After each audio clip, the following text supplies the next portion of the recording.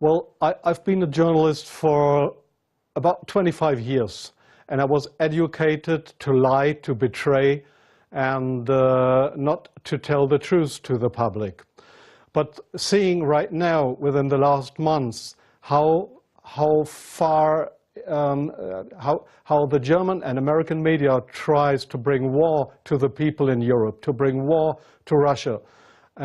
This is a point of no return, and I'm going to stand up and say it is not right what I have done in the past, but this is not what I understand for democracy and for press freedom. I'm very sorry for that.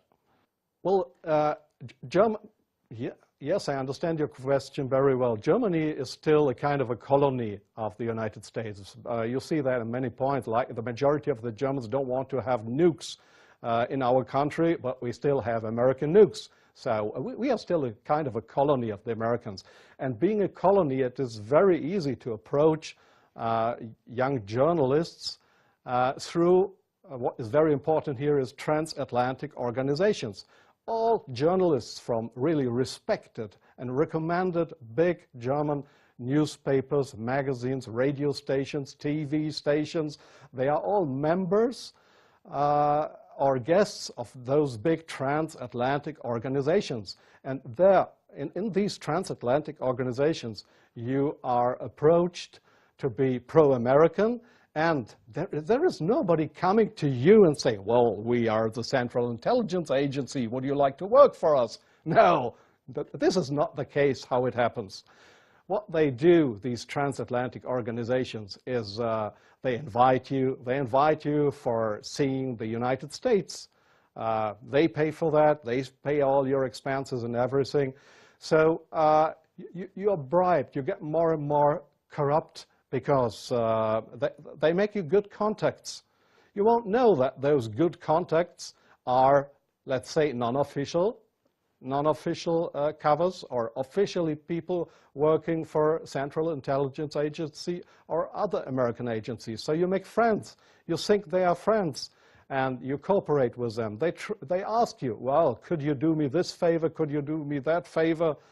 And so your brain more and more is brainwashed through these guys. And your question was, is this only the case with German journalists? No, I think it is especially the case with British journalists, because they have a much closer relationship. It is especially the case with Israelis, of course, with French journalists for a part, not that big as with German or with British journalists.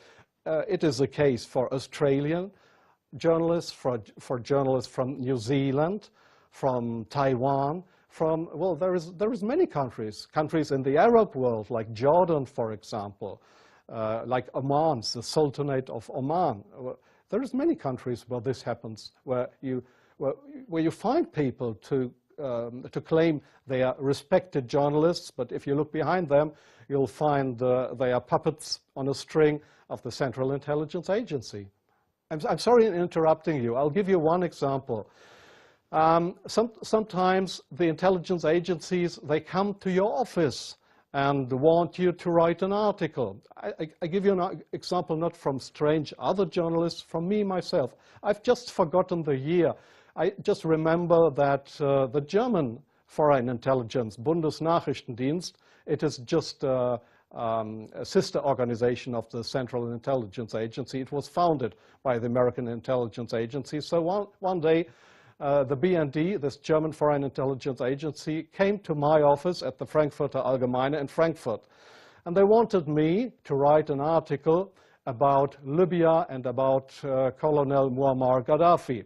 I had absolutely no secret informations regarding Colonel Muammar Gaddafi and Libya. But they gave me all these secret informations, and they just wanted me to write, to sign the article with my name. I did that, but it was an article that was published in the Frankfurt Allgemeine that originally came from the Bundesnachrichtendienst, from the German Foreign Intelligence Agency. So do you really think that this is journalism, intelligence agencies writing articles? Но пак за мен, за да си свободен в журналистиката, трябва да имаш вътрешна мотивация. И разбира се, в един период от време ние имахме едно гарантирано финансиране, което ни позволяваше това. Тази свобода, което ни позволяваше тази свобода. Но аз ще те допълня по един неочакван начин. Така свободни ние в Мюнхен не бяхме по времето на комунизма. Да, ти си го казвал и друг път. Ние имахме определени ограничения, цензурни ограничения, но те бяха по-скоро щадящи режима и комунизма. Тоест да натискате педала. Да, понеже Свободна Европа е функция на американската външна политика. Да. Тая политика беше по своето съдържание опортунистична, малодушна. Тя търсеше компромис, съжителство с лъжата и злото на изтока.